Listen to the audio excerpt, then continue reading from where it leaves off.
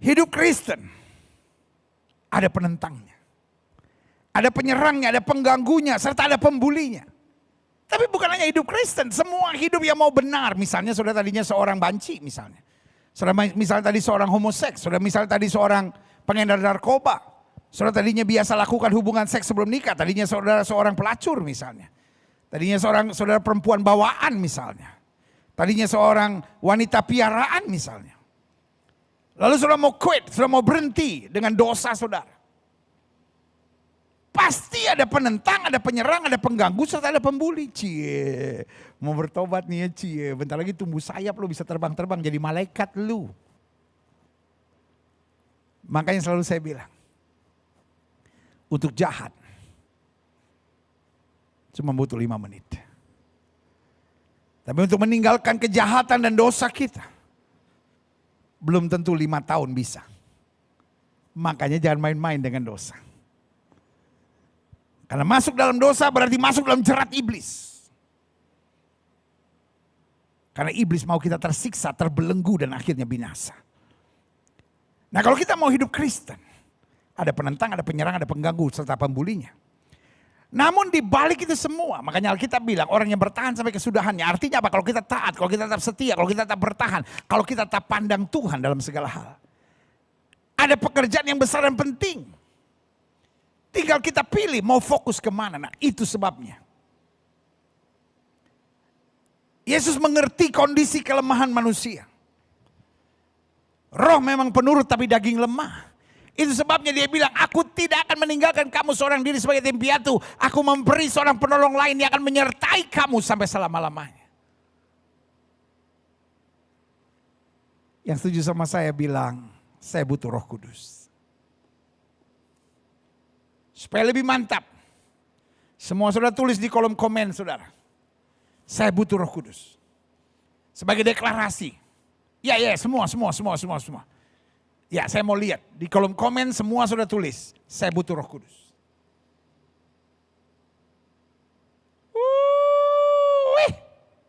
Wow. Saya butuh Roh Kudus. Udah? Sekarang taruh tangan kanan saudara di dada.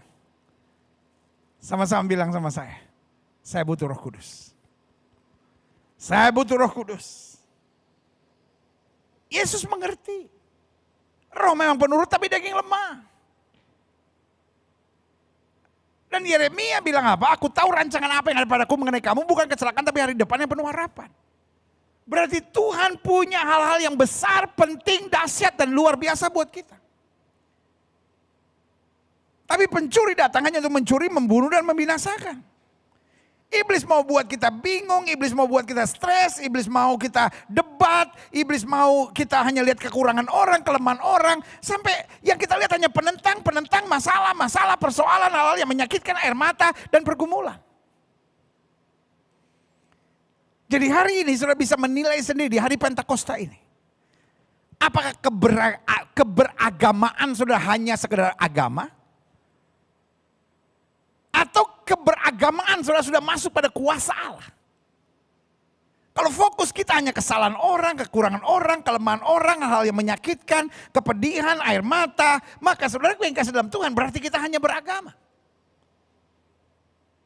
Tapi kalau kita mulai hidup dengan iman, kita mulai percaya kuasa Tuhan, kita mulai percaya hal-hal yang dahsyat dan luar biasa Tuhan sediakan buat kita. Lalu kita mulai menjangkau jiwa, kita mulai meluaskan kerajaan Allah. Itulah artinya kuasa Allah di dalam hidup saudara. Yang setuju katakan amin.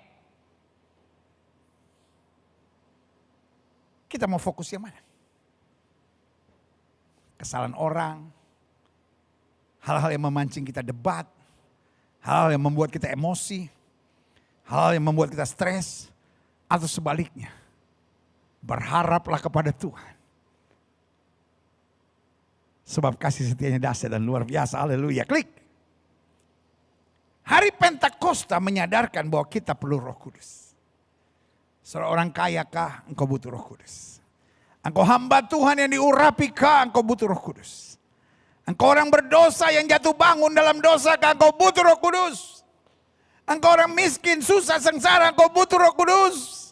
Engkau seorang ibu rumah tangga yang sedang mendidik anak, kau butuh Roh Kudus. Engkau seorang suami istri yang sudah menikah 7 tahun tapi belum punya anak, kau butuh Roh Kudus untuk membimbingmu, untuk mengarahkan kau untuk tetap percaya akan janji Tuhan. In fact, hari ini saya mau berdoa supaya saudara-saudara di hari Pentakosta yang belum punya anak dibukakan kandungannya dengan mujizat dalam nama Yesus. Kau harus percaya.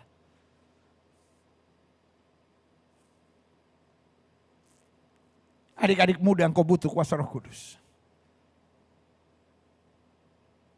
Kaum profesi, dokter kah saudara, insinyur kah saudara, kontraktor kah saudara, polisi kah saudara, tentara kah saudara, pengacara kah saudara, hakim kah saudara, pejabat, politisi kah saudara, kau butuh Roh Kudus.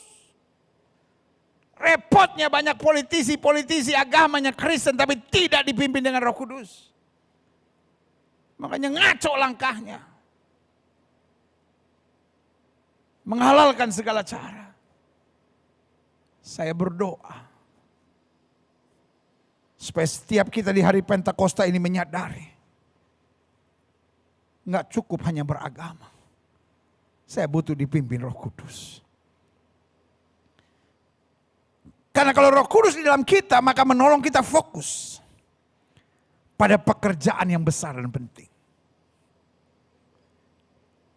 Bukan pada kesenangan diri, bukan pada keuntungan diri, bukan pada tantangan dan persoalan yang saya harus hadapi. Tetapi pada tugas tanggung jawab yang Tuhan sedang percayakan dalam hidup kita. Yang setuju katakan, yeah. Klik. Kalau kita bicara Roh Kudus, timbul perdebatan dalam gereja.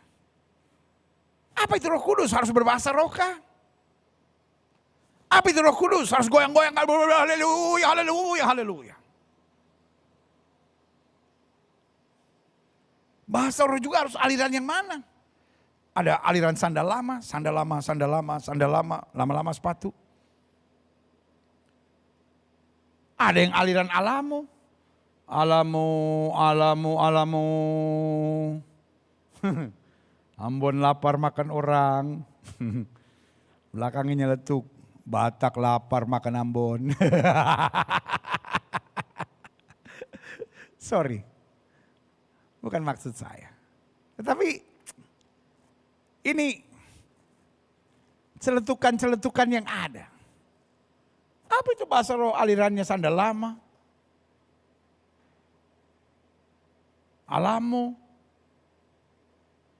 Lagi aliran laba-laba pendeta. Laba-laba. My baby bala-bala, kurang manis tambah gula. Jangan sampai dia jadi gila.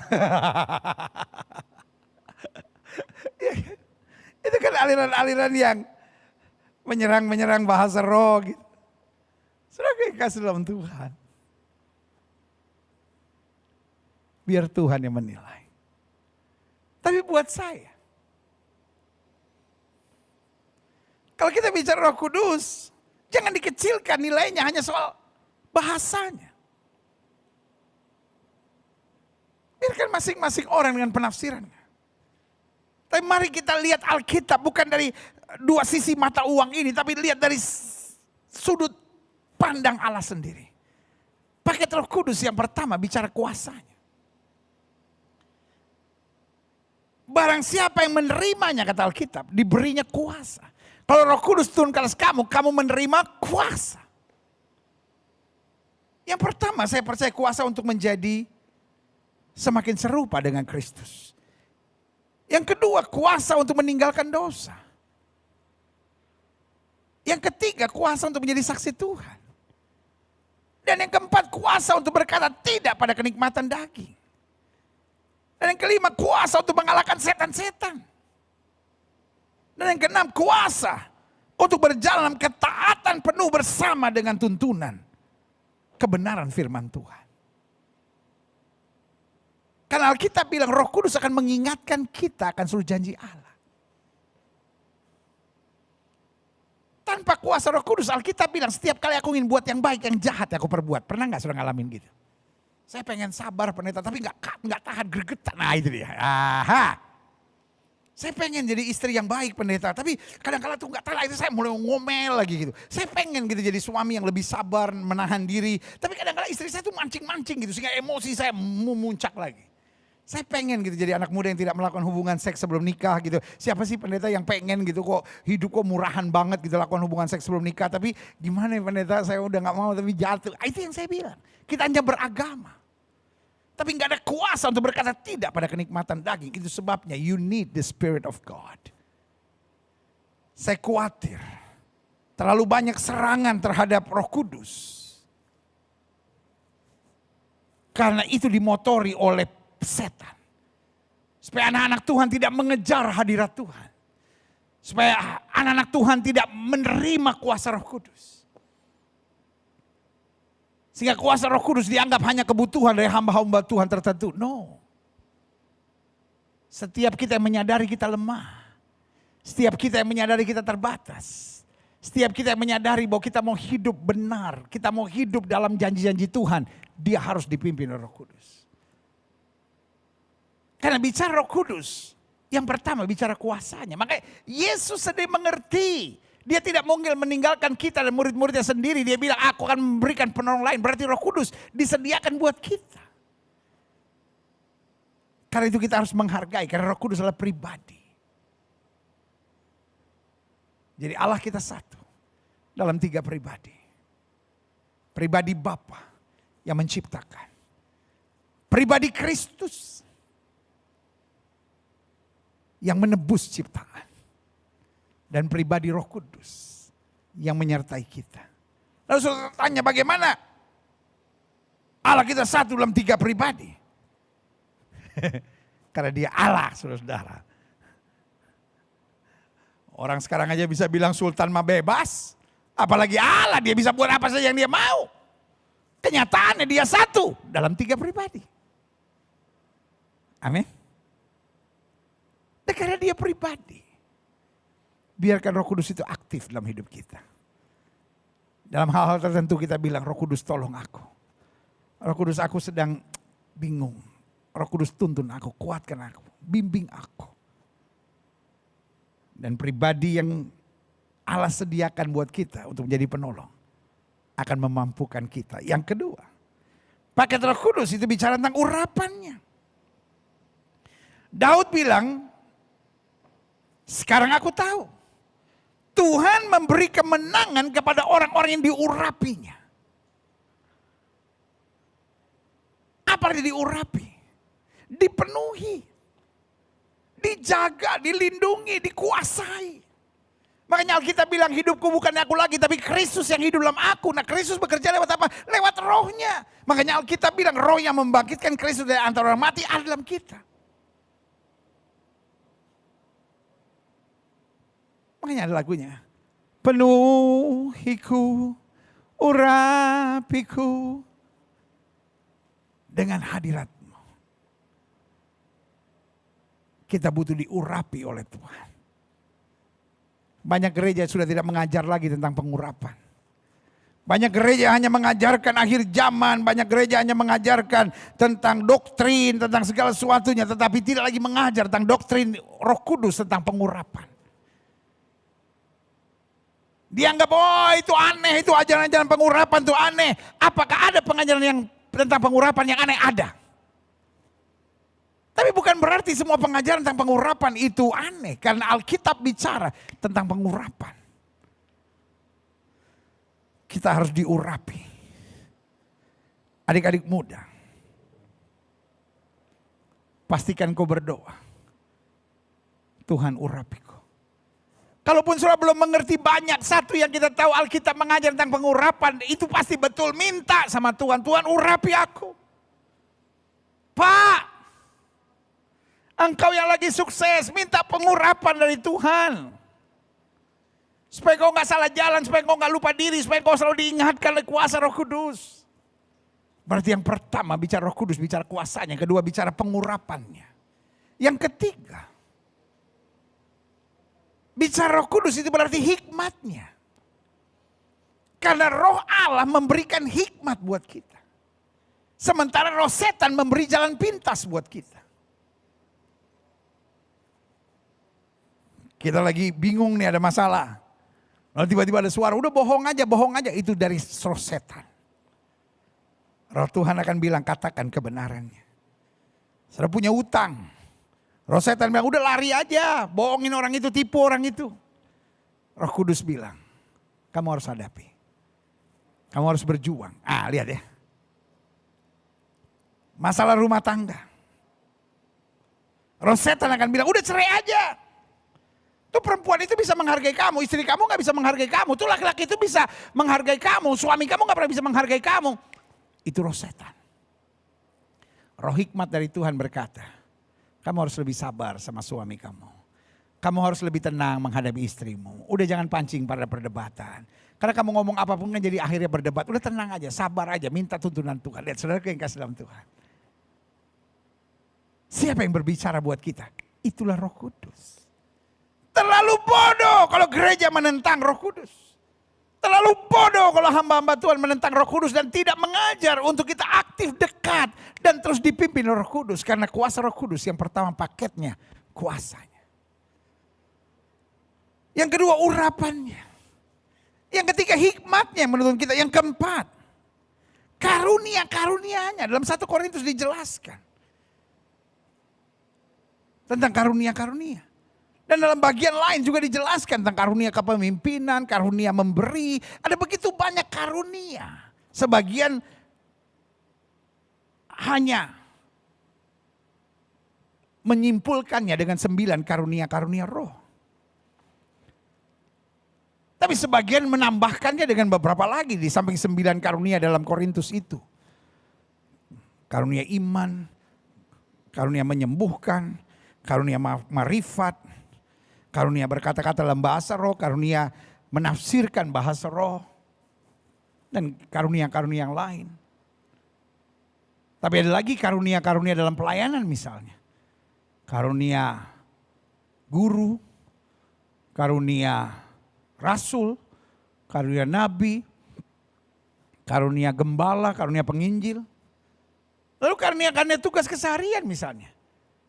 Karunia menasehati, karunia memimpin, karunia memberi. Ada banyak karunia-karunia dalam Alkitab. Jadi nggak bisa kita hanya batasi, oh ya karunia pertama dan yang paling utama adalah bahasa roh. Ada yang bilang tapi tandanya adalah harus berbahasa roh dulu. Saudara yang kasih dalam Tuhan, masing-masing punya pengajarannya sendiri-sendiri. Tetapi jangan sempitkan makna kuasa Roh Kudus hanya dengan berbahasa roh. Meskipun itu bagian dari karunia-karunia Roh Kudus.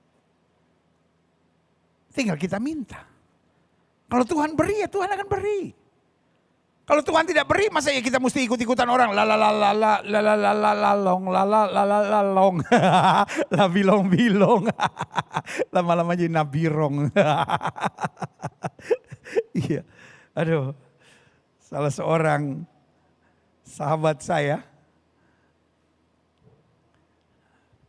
yaitu seorang pengacara Bapak Hotma Sitompul, yang mungkin hari-hari ini sedang menghadapi banyak masalah yang perlu kita doakan juga bersama-sama. Dipercaya Tuhan untuk membangun sebuah vokal group para pengacara yang jadi berkat untuk banyak-banyak gereja. Namanya Nabirong. Ya kan? Lalu saya tanya, kenapa namanya kok kayak bahasa roh gitu, Nabirong. Ya kan, kalau kita bukan orang Batak, lalu ada orang Nabirong. Oh bahasa roh ini ya kan. Nggak tahu katanya yang hitam, Nabirong itu. Lalu saya tahu kenapa yang hitam. Yang pertama karena baju kita hitam-hitam, kan pengacara tuh. Jadi maksudnya apa itu namanya, kelompok baju-baju hitam gitu kan, Nabirong ya kan. Tetapi juga suka diejek karena mereka juga adalah pembela-pembelanya cendana waktu itu. Jadi dihina sebagai pengacara-pengacara hitam. Jadi nggak apa-apa, yang dihina oleh dunia akan dipakai Tuhan. Itu maksudnya, wah luar biasa ya kan. Nah saudara yang kasih dalam Tuhan. Jadi karunia jangan cuma dibatasi dengan satu bahasa. Yang bernama bahasa roh. Itu salah satu karunia. Jangan juga sampai kita anti-anti banget gitu. Ya kan ada gereja-gereja tertentu, ada hamba-hamba Tuhan tertentu kalau dengar bahasa roh, wah itu apa bahasa setan itu. Alkitab ngomong bos tentang bahasa roh. Kita jangan alergi. Masalah di antara yang berbahasa roh ada yang nggak betul. Di antara yang khotbah aja banyak yang nggak betul kok. Di antara pemimpin-pemimpin gereja manapun juga banyak yang nggak betul kok. Oknum akan selalu ada. Tetapi bahasa saya, jangan bakar rumahnya kalau ada tikusnya. Rumahnya bernama bahasa roh. Dan itu Alkitab ajarkan, itu bagian dari karunia karena Roh Kudus. Biarlah kita memahami Alkitab dengan betul. Jangan terpengaruh dengan fenomena-fenomena yang ada. Yang bangga gitu kalau bisa saling menjatuhkan, bisa saling menyerang, bisa saling mengkritik kayaknya jago gitu. Tapi biar kita mengedepankan kebenaran Kristus di segala-galanya. Jadi ingat ya, paket Roh Kudus yang pertama kuasanya, urapannya, hikmatnya, karunia-karunia, dan yang kelima buah-buah Roh Kudus. Dalam Galatia jelas dikatakan buah-buah roh, kasih, damai, sukacita. Dan Alkitab akhirnya akhiri dengan ini. Tidak ada hukum yang menentang hal-hal itu. Artinya apa? Buah-buah Roh Kudus selalu diperlukan oleh semuanya. Saya berdoa di hari Pentakosta ini. Setiap kita berdoa, ya Kristus, penuhi aku dengan Roh Kudus. Ya Kristus, baptiskan aku dengan Roh Kudus. Karena Yohanes Pembaptis bilang, aku membaptis kamu dengan air sebagai tanda pertobatan. Tapi ia yang datang kemudian, berarti siapa? Yesus. Akan membaptis kamu dengan Roh Kudus dan api. Siapa yang membaptis kita? Yesus. Dan sama seperti baptisan air, kita harus datang. Kita harus minta. Berarti baptisan Roh Kudus kita juga harus datang dan minta. Tidak otomatis. Kalau ada yang mengajar bilang otomatis, silahkan.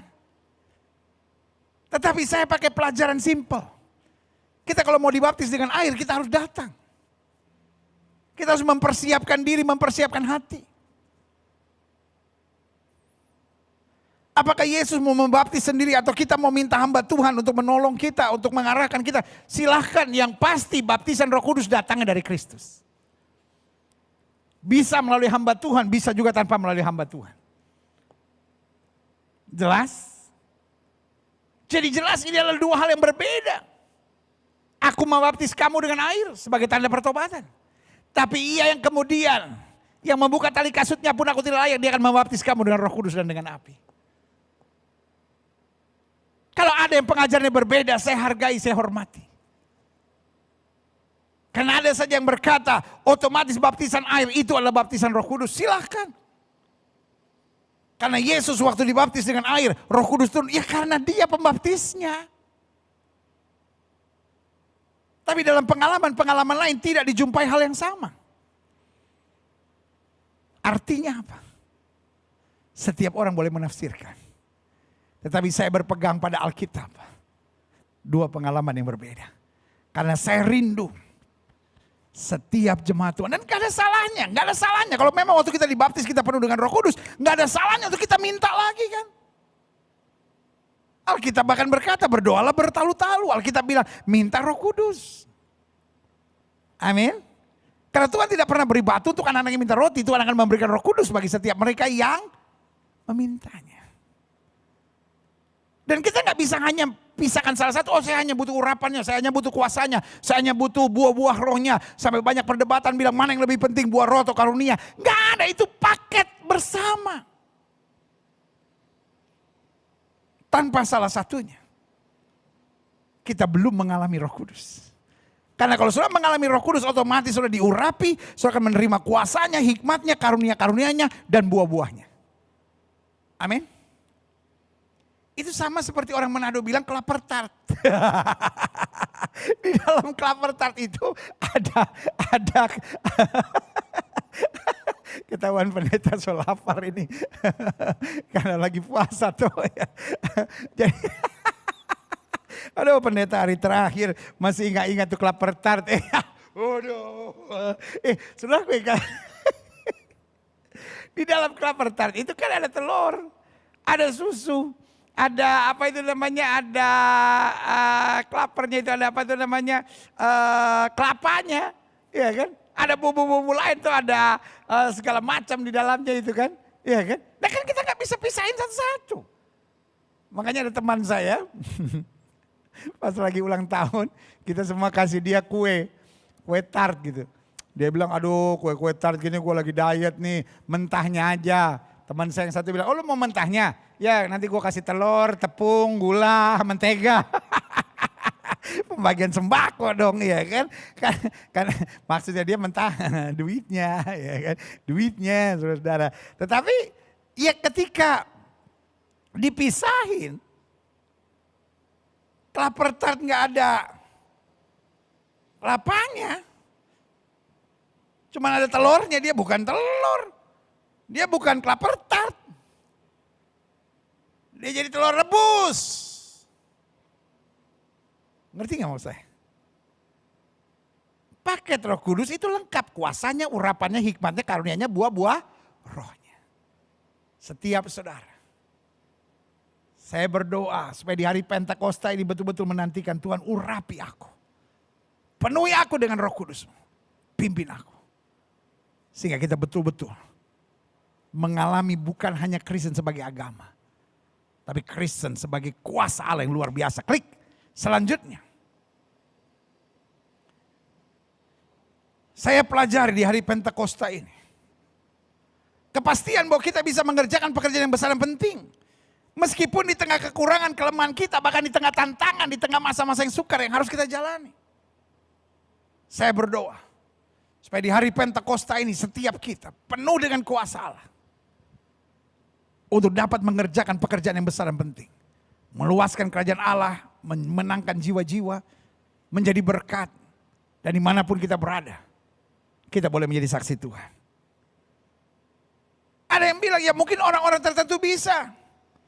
Tapi saya tidak, no. Kalau Roh Kudus turun ke atas kita tanpa terkecuali.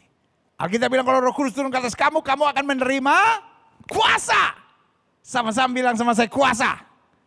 Ya kan kita udah janji kita akan interaktif. Udah 1 tahun lebih nih kita bersama-sama. Ya ilah. Ayo sama-sama bilang sama saya, kuasa. Semangat sama-sama bilang sama saya, kuasa. Yes. Saya bisa. Saya bisa. Mungkin saya bilang, ya, tapi kan saya banyak kelemahan, saya banyak kekurangan. Aduh badai dalam hidup saya besar pendeta. Bagaimana saya tahu kita punya kepastian kalau Roh Kudus bimbing? Yang pertama, karena Tuhan tidak mencari yang sempurna, namun mencari yang mau terus belajar. Orang yang berkata, saya tidak butuh Roh Kudus. Yang penting saya baca Alkitab, sudah beres. Buat saya, kau terlalu sombong. Roh Kudus yang akan mengajar kita. Jelas Alkitab bilang. Roh yang akan mengajar kita. Roh yang akan membantu kita dalam kelemahan. Artinya kenapa ketika Roh Kudus turun dalam kehidupan kita, lalu kita dapat mengerjakan pekerjaan yang besar dan penting. Bukan berarti kita jadi Superman. Wow sekarang ada Roh Kudus nih, wow saya hebat. No, tapi kita mau dengar-dengaran pada suara Roh Kudus, itu yang penting. Roh Kudus memenuhi kita dengan kuasa, bukan berarti akhirnya kita nggak akan goyah, kita nggak akan ada masalah, kita nggak pernah sedih, kita nggak akan pernah bingung, kita nggak akan pernah stres dalam hidup kita, bukan. Tapi kita mau dengar, waktu ada suara Roh Kudus saya ingatkan kita, kamu jangan stres, kamu jangan takut, Roh di dalam kamu lebih besar. Lalu kita bilang, oh yes, saya percaya. Aha. Orang-orang yang dipimpin sama Roh Kudus nggak akan jadi orang kepala batu. Orang-orang yang dipimpin oleh Roh Kudus menjadi orang yang hatinya lemah lembut. Makanya Alkitab bilang kalau Roh Kudus bicara jangan keraskan hati. Ada orang-orang sebetulnya baik. Tapi rohnya jahat. Rohnya kasar. Dia tidak pernah mau dengar nasihat. Buat dia, saya yang terbaik. Orang mau kasih nasihat apapun, orang mau kasih tahu apapun, dia lawan. Dan orang-orang kayak gitu, saya beri nama orang yang terbelenggu iblis, saudara. Dan kalau itu saudara hari ini, sebagai hamba Allah saya hanya mau ingatkan. Bukan hanya hidupmu susah, tapi hidupmu menyusahkan banyak orang di sekitarmu. Orang-orang di sekitarmu tertekan karena kelakuanmu itu. Dan yang pasti, hidupmu ujung-ujungnya akan binasa. Sebagai hamba Allah di hari Pentakosta ini saya mau ingatkan. Siapa orang-orang yang akan dahsyat dipakai oleh Tuhan? Yang akan mengerjakan pekerjaan yang besar dan penting adalah orang-orang yang mau terus belajar. Kalau dia ada masalah, dia bukan nangis, dia belajar. Kalau dia disakiti orang, dia bukan membalas, dia belajar. Kalau dia dikhianati orang, dia bukan kecil hati dan menyalahkan Tuhan, tapi dia belajar. Life is tough, but keep learning. Pastikan kita tetap belajar. Roh Kudus akan membimbing kita untuk mengarahkan kita menjadi pribadi-pribadi yang Kristus kehendaki. Haleluya. Yang kedua, kepastian bahwa kita bisa mengerjakan pekerjaan yang besar dan penting meskipun di tengah kekurangan dan kelemahan kita. Dan kalau Roh Kudus turun, kita pasti bisa. Adik-adik muda, kalian pasti bisa. Saudara yang sudah pensiunan sekalipun, bapak ibu pasti bisa. Saudara yang sedang rumah tangganya bermasalah, saudara yang sedang stres karena belum punya anak, saudara yang stres karena kondisi keuangan, engkau pasti bisa. Kalau Roh Kudus turun ke atas kamu.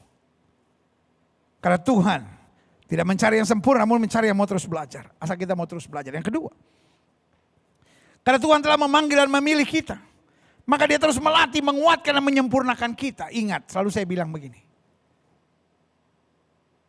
Tuhan memang menerima kita apa adanya. Tapi setelah Tuhan menerima kita apa adanya, dia tidak akan membiarkan kita sebagaimana adanya kita. Dia begitu sabar. Dia latih kita. Dan waktu dia latih kita terus sempurna nggak? Banyak kekurangannya. Banyak jatuhnya, tapi diangkat lagi, dia kuatkan kita. Sementara diangkat kita bisa bertahan nggak goyah juga. Tapi dia sempurnakan kita. Tinggal kitanya. Mau gak terus dipimpin oleh Roh Kudus? Mau gak kita dengar-dengaran? Karena Alkitab berkata bahkan roh yang membantu kita dalam kelemahan pada saat kita gak tahu berdoa. Pada saat kita gak tahu berdoa. Pendeta saya udah bingung, pendeta mau doa apa? Pendeta saya bingung, saya udah gak tahu doa mau minta apa sama Tuhan. Sembah Tuhan. Puji dia, tinggikan dia. Karena dengan kau memuji-muji Tuhan, Roh Kudus akan mengarahkan roh kita. Sampai hari ini yang saya kerjakan. Masalah apapun dalam hidup saya, tidak akan membuat saya tidak bisa tidur. Dan sharing ini saya mau bagikan buat saudara di hari Pentakosta ini. Kalau masalah begitu berat, saya coba berpikir dan saya tidak bisa ketemu jalan keluarnya. Ini akan saya buat. Tuhan, saya dalam masalah. Saya bingung. Tapi sekarang saya capek, saya mau tidur. Dan waktu saya tidur, pertanyaan saya, yang tidur mana? Cuman daging saya yang tidur kan?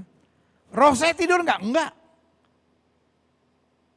Saya belajar dalam kitab Mazmur. Kitab Mazmur bilang apa? Ketika aku tidur, rohmu mengajari aku. Ini tips sederhana dalam hidup saya. Masalah apapun. Kalau saya udah bingung, saya cuma bilang, Tuhan saya capek. Saya gak tahu mesti buat apa sekarang, saya harus ambil keputusan yang tepat. Saya gak boleh salah. Tapi saya gak bisa bertahan tidak tidur. Sekarang saya mau tidur. Biarlah rohmu mengajari rohku. Di dalam nama Yesus, aku berserah. Amin. Saya tidur. Dan hampir semua peristiwa yang saya lewati dengan jalan seperti itu. Pagi-pagi saya bangun. Tiba-tiba apa yang tidak pernah saya pikirkan, tiba-tiba terpikirkan. Ya udah diginin aja, udah telepon si ini aja buat ini, udah begini aja. Des, Tuhan buka jalan. Itu yang saya percaya. Kita banyak kekurangan, kita banyak kelemahan. Tapi Roh Kudus terus melatih kita. Roh Kudus terus menguatkan kita. Roh Kudus terus menyempurnakan kita. Jangan sok tahu, jangan sok jago, jangan sok pintar. Biarlah kita terus dibimbing oleh tuntunan rohnya. Yang ketiga, kepastian bahwa kita bisa mengerjakan pekerjaan yang besar dan penting meskipun di tengah kekurangan dan kelemahan kita. Apa dasarnya? Karena Tuhan telah menuntun kita terus melalui Roh Kudus-Nya menjaga kita dengan malaikat-Nya. Amin.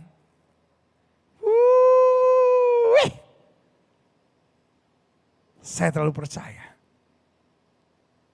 Dia menuntun kita lewat Roh Kudus-Nya. Tetapi yang selanjutnya, dia menjaga kita dengan malaikat-Nya. Tapi bukan hanya sampai sejauh itu. Dia arahkan kita terus pada firman-Nya. Berarti ketiga hal ini adalah komplit dalam hidup kita. Dia tuntun lewat Roh Kudus. Dia jaga dengan pasukan malaikat-Nya. Tapi dia arahkan kita terus untuk berjalan pada firman-Nya. Karena saya tidak percaya orang yang dipimpin Roh Kudus nggak suka baca Alkitab. Saya tidak percaya dengan orang yang berkata saya dipimpin Roh Kudus, tetapi tidak suka bergaul dengan firman Tuhan. Kan dua hal ini adalah paket sempurna dan akhirnya. Karena kita bergaul dengan Roh Kudus dan bergaul dengan firman, maka penjagaan pasukan malaikat Tuhan sempurna buat kita. Jangan pernah batasi kuasa Allah. Jangan pernah bilang saya gak sanggup. Jangan pernah bilang saya gak mampu. Jangan bilang jalan yang saya lewati berat. Jangan bilang tantangan saya udah begitu menakutkan buat saya. Tidak. Karena Tuhan tidak pernah berikan pencobaan lebih daripada kemampuan anak-anaknya. Ketika Roh Kudus turun atas hidup kita, maka dia beri hikmat, dia beri pewahyuan, dia berikan tuntunan. Tapi pada saat yang bersamaan, dia buat kita semakin semangat mencintai firman-Nya. Karena Alkitab bilang kalau kamu tinggal dalam aku dan firman-Ku tinggal dalam kamu, minta apa saja. Dan ada bonusnya. Ini yang saya bilang 3 hal komplit dalam iman Kristen kita. Ada tuntunan Roh Kudus, ada arahan firman, dan ada penjagaan sempurna dari malaikat Tuhan. Makanya Alkitab berani jamin singa dan ular tedung akan kau langkahi. Engkau akan menginjak anak singa dan ular naga. Bahkan Alkitab berkata tidak ada kekuatan musuh yang akan membahayakan kamu. Kenapa? Kan Roh Kudus mengarahkan kita. Firman meneduhkan kita. Dan penjagaan malaikat memastikan kita selamat dari malapetaka mara bahaya. Yang setuju katakan amin. Yang keempat, yang terakhir. Saya undang pemain musik maju ke depan. Kepastian bahwa kita bisa mengerjakan pekerjaan yang besar dan penting meskipun di tengah kekurangan dan kelemahan kita. Melalui kuasa Roh Kudus. Ada banyak orang yang bilang, ya dipimpin Roh Kudus, dipimpin Roh Kudus, dipenuhi Roh Kudus, dipenuhi Roh Kudus, diurapi Roh Kudus, diurapi Roh Kudus. Tapi masa kita langsung bisa menyelesaikan semua? Tidak. Tapi kita diarahkan untuk terus belajar. Kita diarahkan untuk terus dilatih, dikuatkan, disempurnakan. Kita diarahkan untuk bergaul dekat dengan Roh Kudus, dengan firman dan penjagaan malaikat. Dan yang keempat, kepastian bahwa kita bisa mengerjakan pekerjaan yang besar dan penting meskipun di tengah kekurangan dan kelemahan melalui Roh Kudus. Karena kita terus disempurnakan dalam iman serta rahmat yang sempurna. Makanya Alkitab bilang orang benar akan hidup oleh iman. Orang yang dipimpin Roh Kudus tidak mengandalkan logika.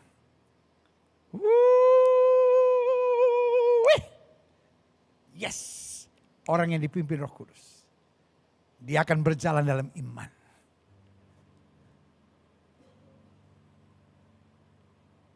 Dan iman kita bersaksi kepada kita.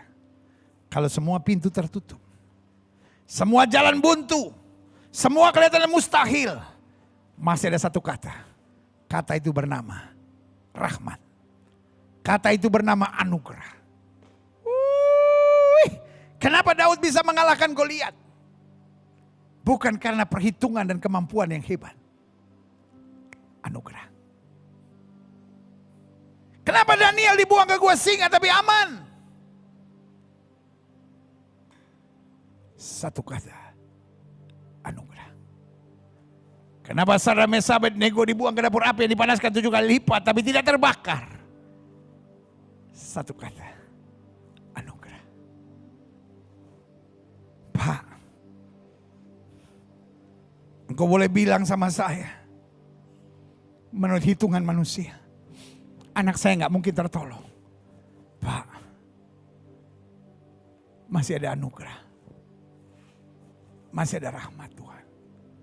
Ibu, mungkin kau berkata, rumah tangga saya pasti hancur pendeta.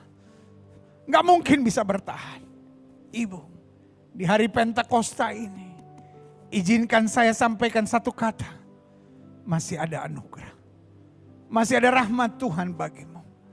Jangan putus asa. Minta Roh Kudus memampukan engkau. Minta Roh Kudus menguatkan engkau. Minta Roh Kudus mengurapi engkau. Dan sebagai hamba Allah saya hanya mau ingatkan. Engkau perlu melangkah dengan iman. Dan anugerah akan tersedia. Tepat pada waktunya. Selamat merayakan hari Pentakosta. Biarlah urapan Kristus melalui kuasa Roh Kudusnya memenuhi hidup kita masing-masing. Kita angkat pujian ini. Urapilah aku dengan minyak baru.